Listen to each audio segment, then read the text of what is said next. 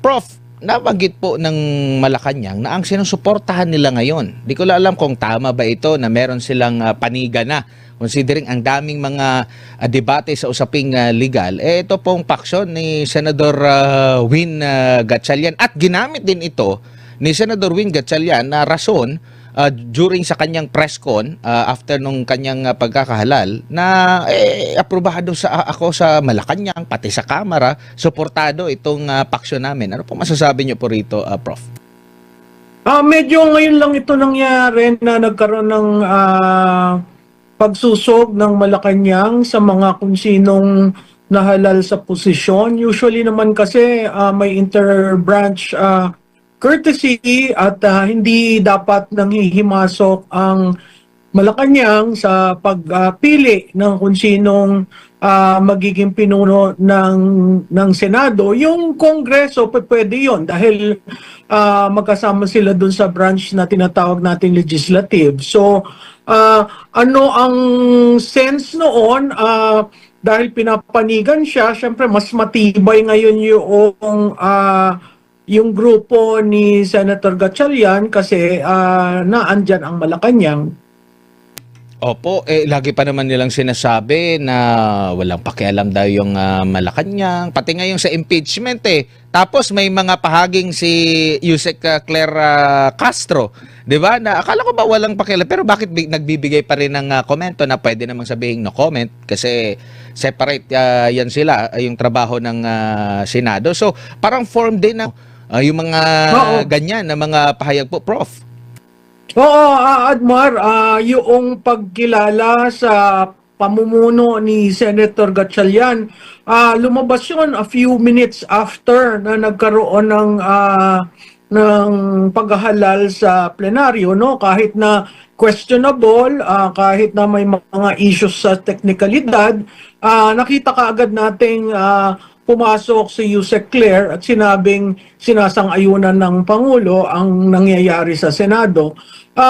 Pwede siguro Konektado sa impeachment or sa flood control anomaly investigation? Konektado sa impeachment or sa flood control anomaly investigation po? dahil sa flood control. Pero may isang medyo nakakabahala na linabas nila, yung isang resolusyon na nung nagkaroon ng pagpapalit, immediately may amendment of the rules to designate a presiding officer for the impeachment court.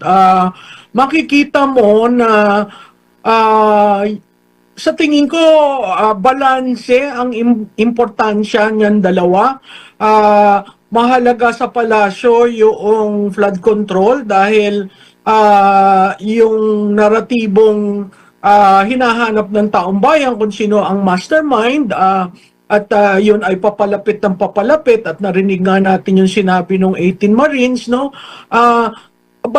Importante rin yung impeachment kasi ang punot dulo ng lahat na ito maalis si BP Sara Duterte sa contention ng 2028. So wala namang kinalaman si BP Sara Duterte dun sa flood control, pero nakita natin dun sa paggalaw, merong isang resolution na immediately pinasa at yun isa sa tabi yung constitutional requirement na ang presiding officer ay ang Senate President sa impeachment ng Vice President. Opo, napo na rin po yung mga pahayag ng mismong nasa isang paksyon, halimbawa sa mga pahayag ni Senador sa paksyon ni Senador Win Gatchalian, ni Senador Erwin Tulfo ata and Senador Ping Lacson ba yun, na magkaiba yung kanilang interpretasyon. Yung isa Senate Pro Tempore, yung isa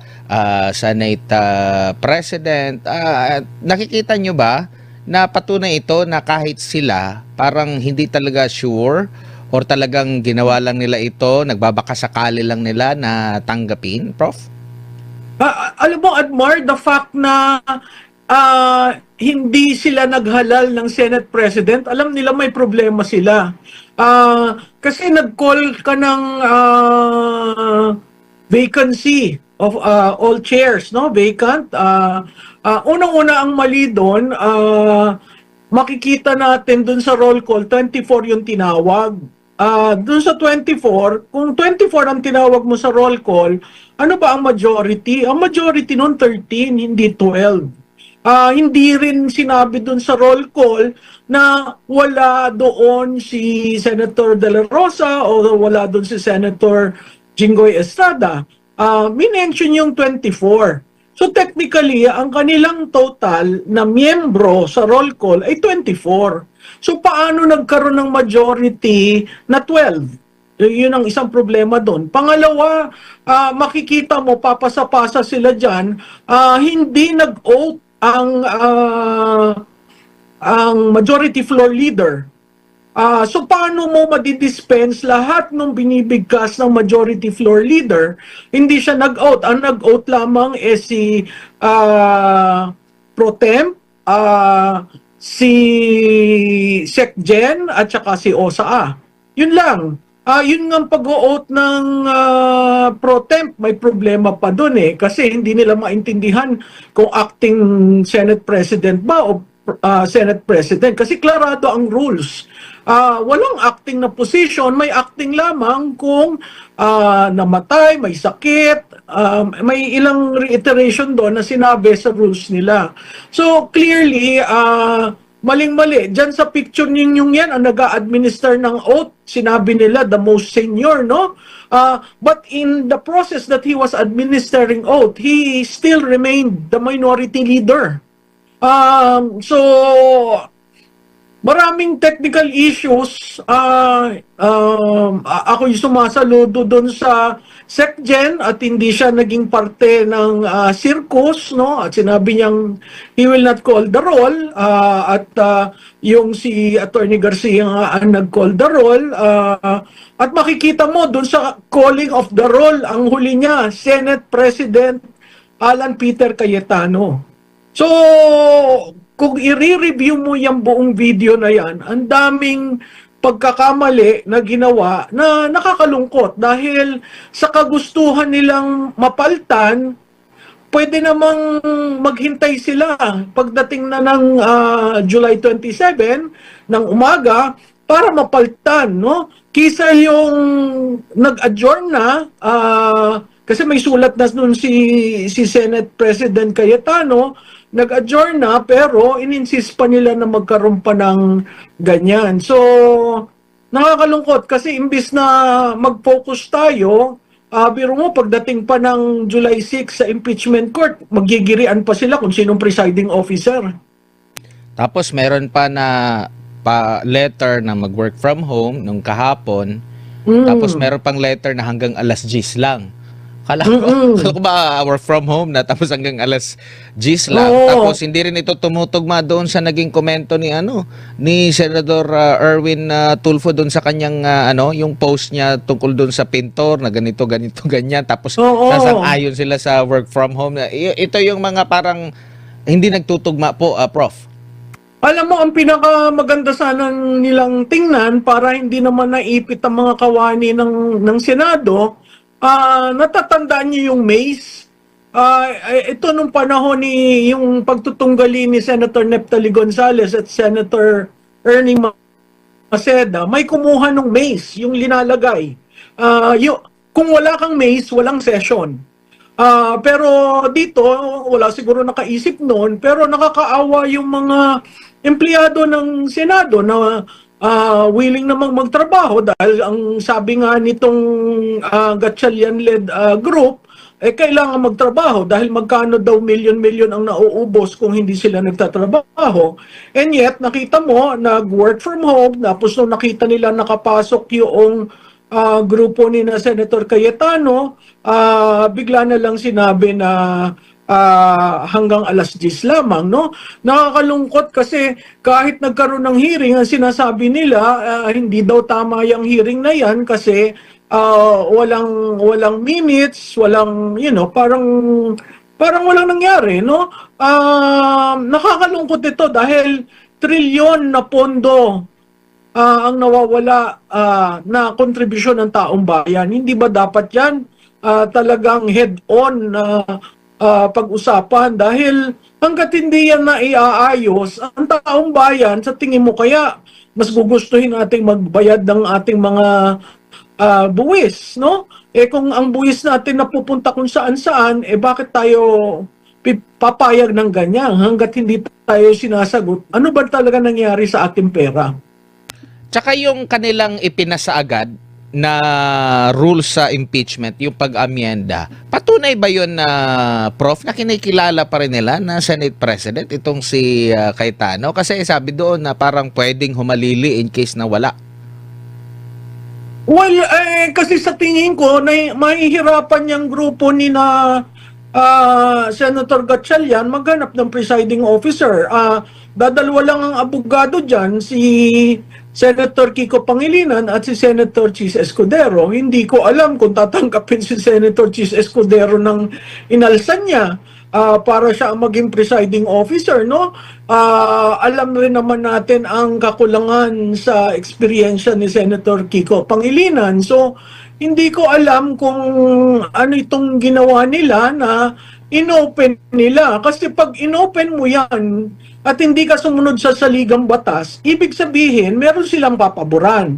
O merong inunumbra ang Malacanang para maging presiding officer. Yun ang nakakatakot. Opo. Tsaka isa din sa mga napuna, grabe yung mga netizen, no? Kasi sila yung nakakita. Matatandaan nyo po, nagpaliwanag po itong si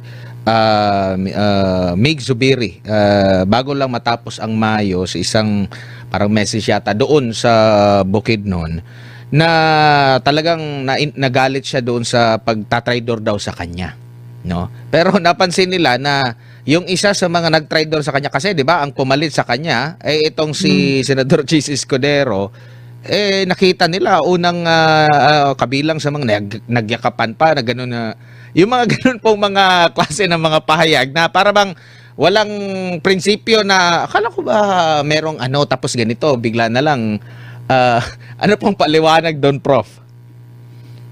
Alam mo, Admar, kasi yung pagiging traidor, sa tingin ko simula pa ng kasaysayan ng Senado, may mga ganyang elemento.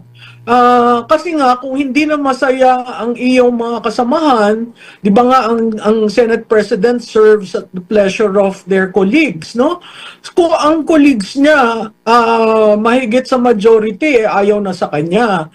At tumayo ng call for the declaration of chairs to be vacant, wala tayong magagawa doon. Talagang ganun ang hugis at hubog ng senador, ng legislative body.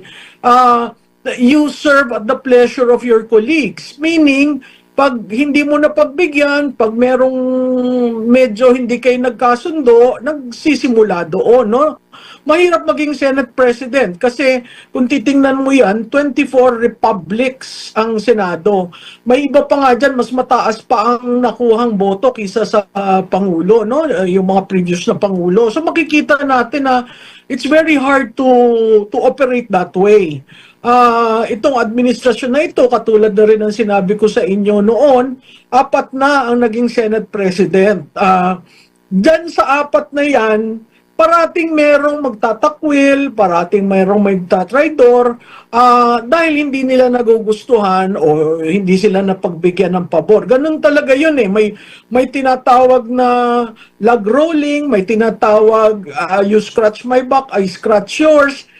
Ganun talaga yung deliberative body na wala na sa atin yung mga panahon na elder statesman. Pag sinabi ng elder statesman na hindi, ganito ang ating pag-uusapan, they talk among themselves. So, isang napakahirap na desisyon na dinaanan ng Senado ay yung pag-alis ng US bases sa atin. Pero nakita nyo, rinespeto ng bawat isa ang kanilang posisyon, pero dahil may majority at the time I think the Senate President had to break the tie.